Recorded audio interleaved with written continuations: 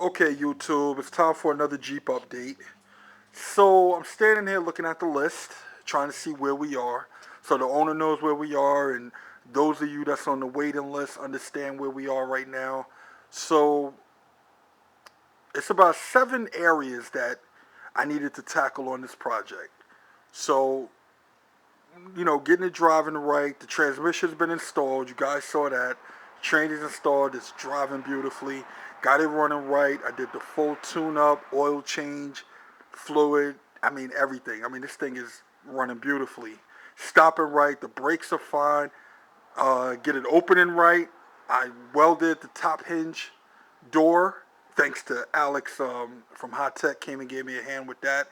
Got the music right. So at least we got some music in there now. It sounds really good. Get the body right. So right now that's what I'm working on. I'm doing rust repair in the rocker panels. So let me see where we are. Well, over here you can see some of the things that were changed. So everything was done. Plugs, wires, cap, rotor.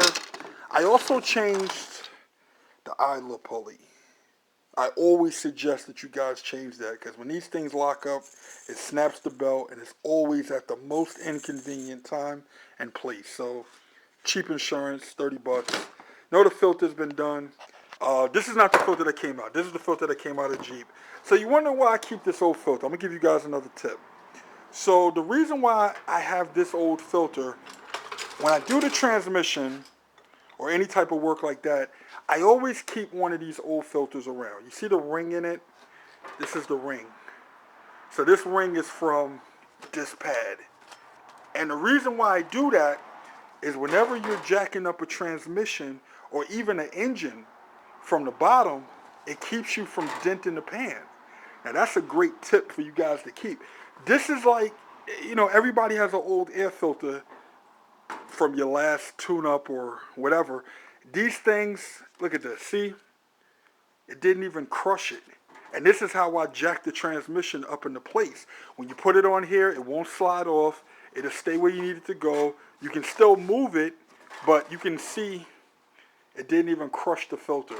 See, it went in, and that's it. So that's another tip. I try to keep you guys. We're supposed to learn and teach each other things, I guess. So that's a tip I'm sharing. So anyway, I'm working on the rocker panels right now. Right now, you're probably wondering what this is. So this is the hose from my shop vac, right? So whenever I'm doing this type of work, and you're doing the rocker panel work, I use the shop vac to pull out any debris that's still in there. There's still going to be rust. There's still going to be dirt. It's going to be all these things that's still collected in here, which is what caused these things to rust in the first place. So when you have an access point like this, you just take your shop vac and stick it in as far as you can, turn it on, pull it out slow all the way, and then once you get it out, then if need be, what I do just to double check, I hit it with the blower from the air hose and just make sure nothing's lodged up in there. And then once that's done, you can spray a rust converter in there, or any kind of sealant, I guess. I use like a rust converter or a bed liner or something like that, and spray the inside of it the best that you can, and coat it. So once that's done, then as you see, I've already cut this out. So now once this is done, and I get this all in place like I want to, hold on, I am then going to put this panel in. Oh, that's beautiful. You see? So this panel is going to get welded in probably as soon as I'm done with this video. But you see it's been cut and everything fit. It'll all get treated. So that'll get treated and this will get treated. So I ended up making this patch panel because the rocker panels for the Jeep, because I got to do both sides, the best prices I could find for it right now are like $130 for the pair. And I mean, that's not a horrible price, but she doesn't need the whole rocker panel. Everything is fine. I went back as far as I got to where I got solid metal, and anywhere else that was rusted or corroded, I cut out. So There's no need in spinning that. I used some scrap steel I had in the shop and cut out this panel, formed it a little bit, and now I can get everything where I need it to be.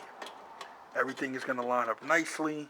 It'll be all welded in place like it never happened, like it was never there. Now, let me get up a second. So,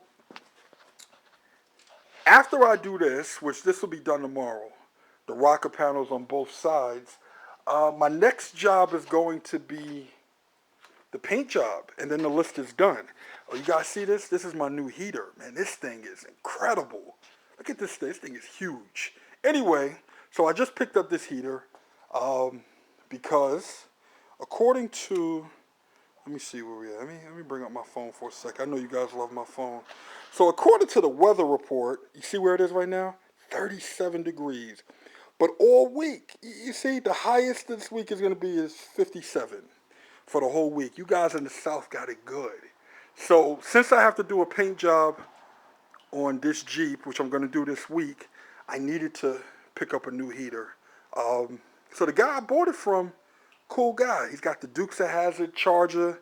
I don't know. He said he was going to subscribe to the channel and watch, so we'll see what happens. If he is, then hopefully you guys will see the Charger come in soon.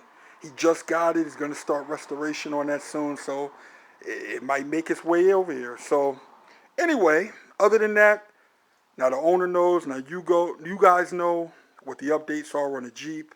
So I will have this finished by tomorrow, and before the week is out, the Jeep will be painted. So as always, guys, thanks for watching.